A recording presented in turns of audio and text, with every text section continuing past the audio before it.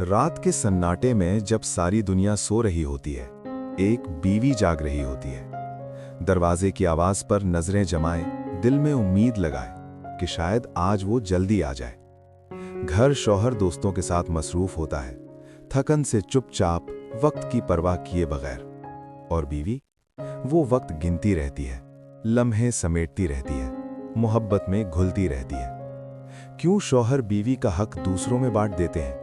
क्या बीवी की कुर्बानी, वफा और इंतजार की कोई कीमत नहीं? दोस्तों के लिए वक्त निकल सकता है, तो बीवी के लिए क्यों नहीं? मोहब्बत सिर्फ निकाह के दिन का वादा नहीं होती, बल्कि हर दिन निभाने का अमल है।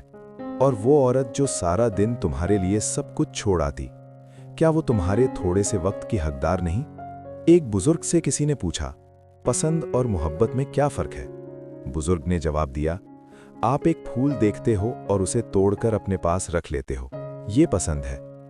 और अगर आप उस फूल को रोजाना पानी देते हो और उसका ख्याल रखते हो, तो ये मोहब्बत है।